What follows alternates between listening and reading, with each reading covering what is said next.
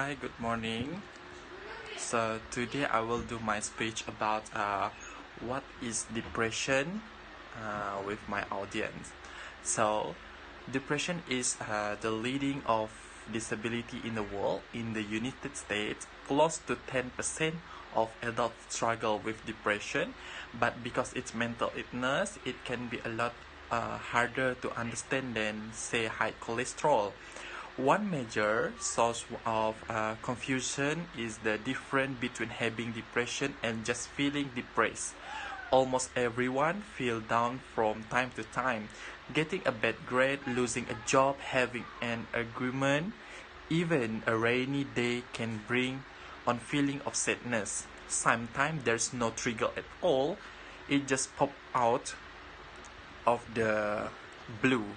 Then circumstances change and those sad feelings disappear. Clinical depression is different. It's a medical disorder and it won't go away just because you want it to. It lingers for at least two consecutive weeks and significantly interferes with one's ability to work, play, or love. Depression can have a lot of different symptoms.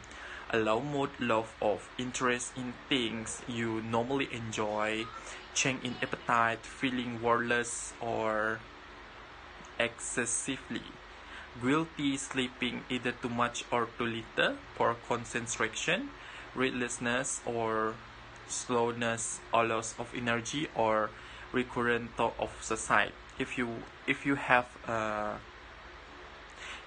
at least 5 of those symptoms according to physical guidelines, you are qualified for a diagnosis of depression. And it not just behavioral symptom. Depression have physical manifestation inside the brain. First of all, there are changes that could be seen with the naked eye and X-ray vision. This includes smaller frontal lobes and hippocampal volume.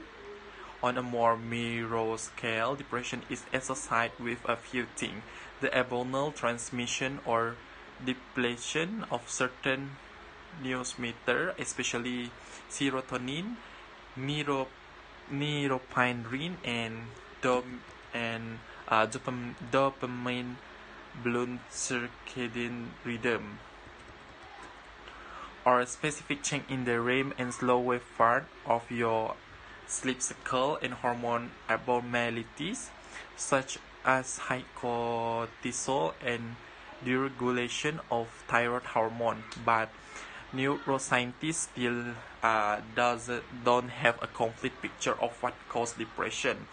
It seems to have to do with a complex interaction between genes and environment, but we don't have diagnostic tools that can accurately predict where or when it will show up.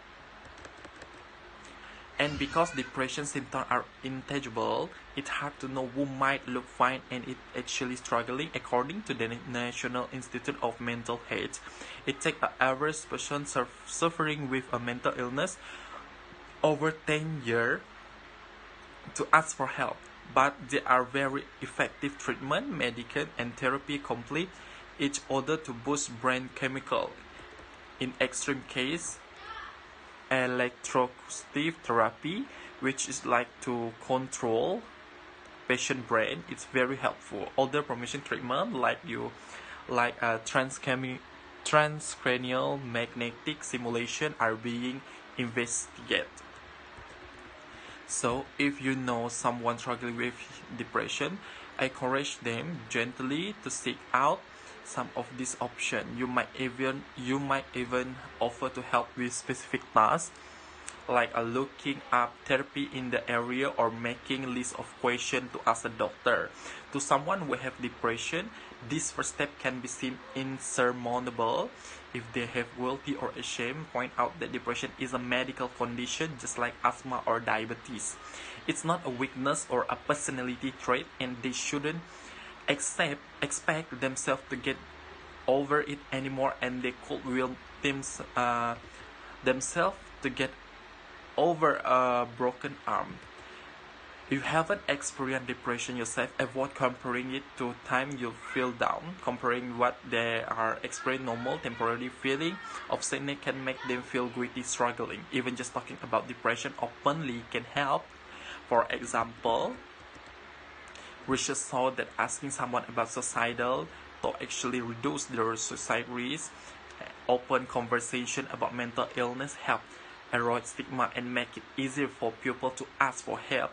And the more patients seek treatment, the more scientists will learn about depression and the better the treatment will get. So thank you.